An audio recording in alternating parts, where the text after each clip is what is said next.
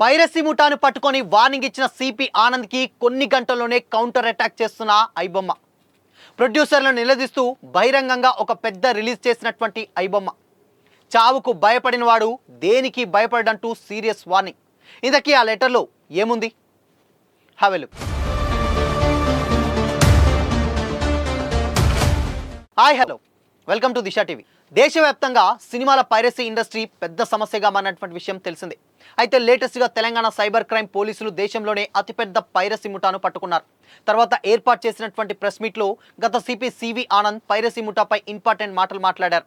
ఐబొమ్మ అనే వెబ్సైట్ పై ఫోకస్ చేశామని, త్వరలోనే వారిని పట్టుకుంటామని ఈ సందర్భంగా సివి ఆనంద్ స్ట్రాంగ్ వార్నింగ్ ఇచ్చారు. ఈ వార్నింగ్ పై వెబ్సైట్ ధీటుగా స్పందించింది. ఈ క్రమంలో తన వెబ్సైట్లో ఒక ముఖ్యమైనటువంటి నోటీసును రిలీజ్ చేసింది.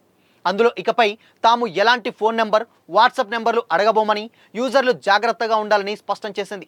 డూప్లికేట్ యాప్లు, నకిలీ వెబ్సైట్ల పేరుతో కొందరు మోసాలు చేస్తుండడంతో ఈ హెచ్చరికను జారీ చేస్తున్నట్లు తెలిపింది. అలాగే ఐబొమ్మ తన ప్రకటనలో సినిమాలు ఇండస్ట్రీలో పనిచేసేటువంటి వ్యక్తులే తమను దోషులుగా పనిచేస్తున్నందుకు ప్రయత్నిస్తున్నారని ఆరోపించింది.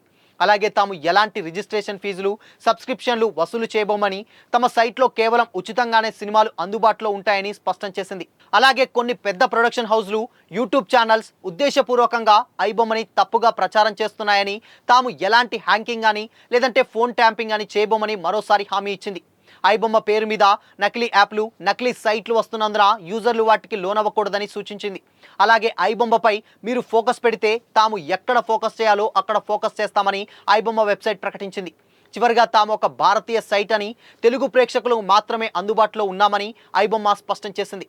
అలాగే హీరోల రెమ్యునరేషన్, విదేశీ ట్రిప్పులు, జల్సాలు, విదేశాల్లో షూటింగ్లపై ఐబొమ్మ కొన్ని ఇంపార్టెంట్ క్వశ్చన్స్ను ప్రొడ్యూసర్లు నిలదీసింది. అనవసరమైనటువంటి ఖర్చులు, హీరోలకు 100 కోట్ల రెమ్యునరేషన్లు ఇచ్చి భారీ బడ్జెట్ చూపించి సామాన్య ప్రేక్షకులపై ఆ ప్రభావం చూపుతున్నారని ఐబొమ్మ మండిపడింది. అలాగే డిస్ట్రిబ్యూటర్లకు సినిమా ప్రింట్ అమ్మిన తర్వాత మీరు ఏమీ పట్టనట్లు, కెమెరా ప్రింట్స్ తీసిన వాళ్ళ మీద కాకుండా మీ ఓటీటీ రెవెన్యూ కోసం ఆలోచిస్తూ మా మీద ఫోకస్ పెట్టారని ప్రొడ్యూసర్లు ఐబొమ్మను నిలదీసింది. ఐబొమ్మ మీద మీరు ఫోకస్ చేస్తే మేము ఎక్కడ ఫోకస్ చేయాలో అక్కడే ఫోకస్ చేస్తామంటూ సీరియస్ వార్నింగ్ ఇచ్చింది. ఫస్ట్ వేరే కెమెరా ప్రింట్స్ రిలీజ్ చేసేటువంటి వెబ్సైట్ల మీద మీ దృష్టి పెట్టండి. ఐబొమ్మ అన్నది సిగరెట్ నుంచి ఈ సిగరెట్కు యూజర్స్ని మళ్లించేటువంటి ప్రక్రియ.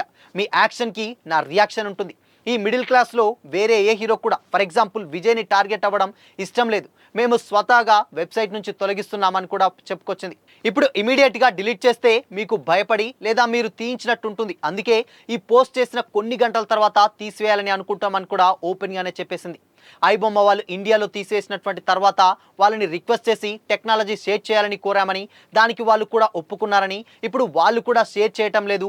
మేము ఐబొమ్మ నెట్ వాళ్ళంతా మంచి వాళ్ళం కాదు, అండ్ బురదలో రాయి వేయకండి, అది కూడా పెంట మీద అస్సలు వేయకండి. మేము మీ దేశంలో ఉన్న భారతదేశం, అందులో తెలుగు వాళ్ళ కోసమే ఆలోచిస్తామని చెప్పుకొచ్చింది.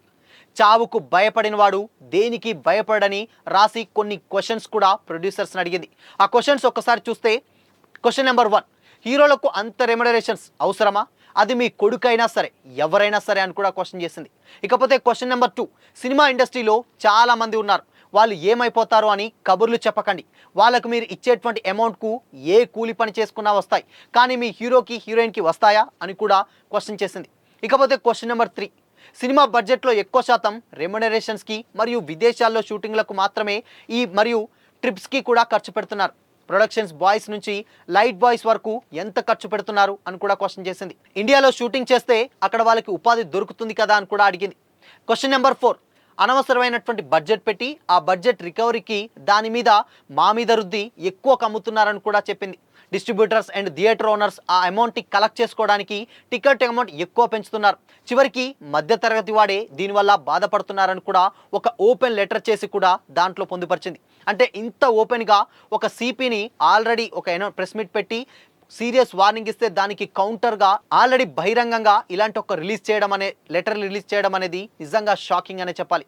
ఇంత ఓపెన్గా ఇలాంటి టెక్నాలజీ టైంలో కూడా ఇలాంటి లెటర్ రిలీజ్ చేస్తున్నారంటే వాళ్ళ ధైర్యం ఏంటి అని కూడా కొంతమంది కామెంట్స్ అయితే చేస్తున్నారు. సో మరి దీనిపై మీ ఒపీనియన్ ఏంటి? కామెంట్ చేయండి.